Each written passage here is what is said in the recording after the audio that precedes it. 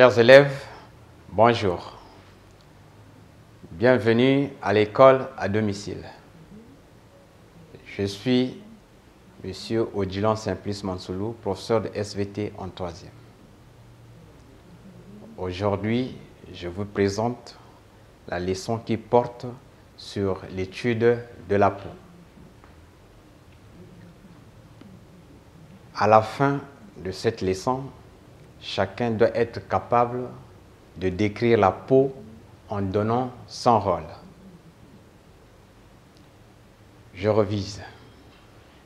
Définis le terme immunité à partir de tes connaissances antérieures. Réponse à la question. L'immunité est la capacité que présente un organisme vivant à résister aux agents infectieux.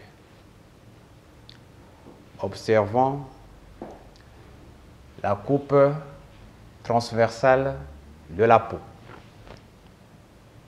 Cette coupe nous montre que la peau est constituée de 3 couches. La première couche au tissu, c'est l'épiderme. La deuxième couche au tissu, c'est le derme. Et la troisième couche, c'est l'hypoderme. Exerçons-nous. Définis les termes suivants. Le derme, l'hypoderme et l'antisepsie. Consigne, décrire à partir de l'observation la coupe de la peau. Réponse aux questions. Le derme ou tissu conjonctif est un tissu qui se trouve entre l'épiderme et l'hypoderme. L'hypoderme ou tissu adipeux est le tissu profond de la peau qui renferme des petites masses de graisse. L'antisepsie est un ensemble de méthodes qui consistent à détruire des microbes présents sur la peau, les plaies et les instruments chirurgicaux.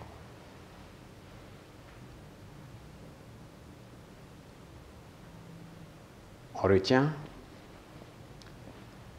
La peau est un organe souple, mince, qui couvre toute la surface du corps humain et de certains animaux.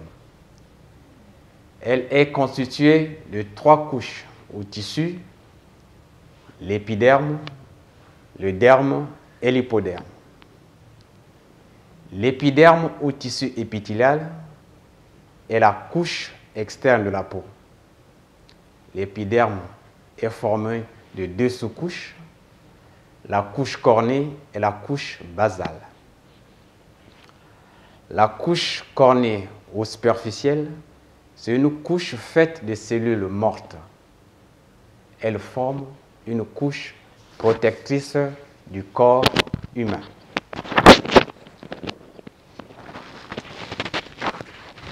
La couche basale ou profonde, c'est une couche faite de cellules souches qui sont en division permanente. Le derme ou tissu conjonctif est le tissu qui se trouve entre l'épiderme et l'hypoderme. Le derme comprend de nombreux capillaires sanguins qui irriguent la peau, des glandes sudoripares qui s'ouvrent à l'extérieur par des pores et qui sécrètent la sueur, des glandes sébacées qui sécrètent le sébum et des terminaisons nerveuses des nerfs sensitifs.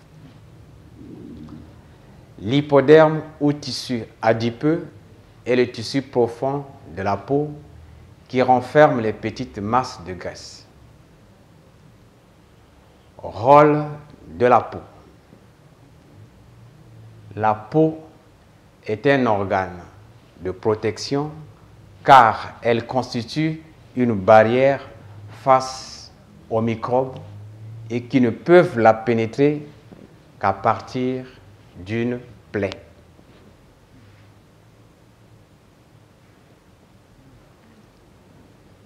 L'infection des plaies. L'infection des plaies se produit lorsque la blessure non soignée est envahie par les microbes tels que les staphylocoques. Définition de l'infection.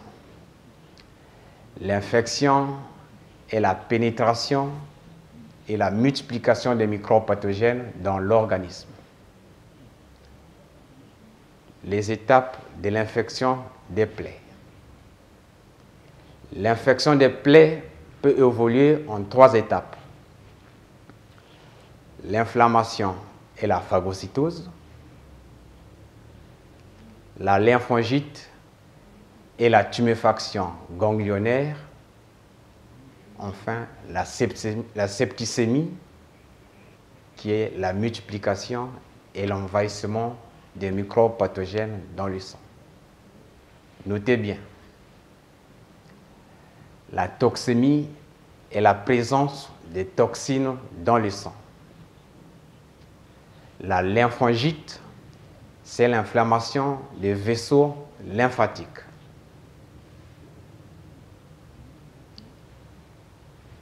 Notion d'asepsie et d'antisepsie. L'asepsie.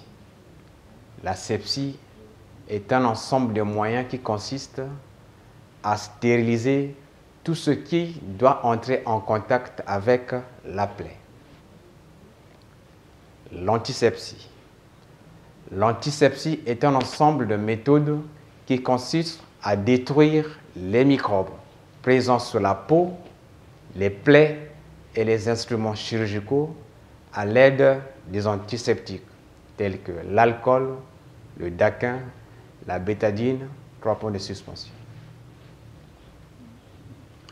Chers élèves, notre leçon portant sur l'étude de la peau aujourd'hui est terminée. Je vous dis au revoir et à bientôt.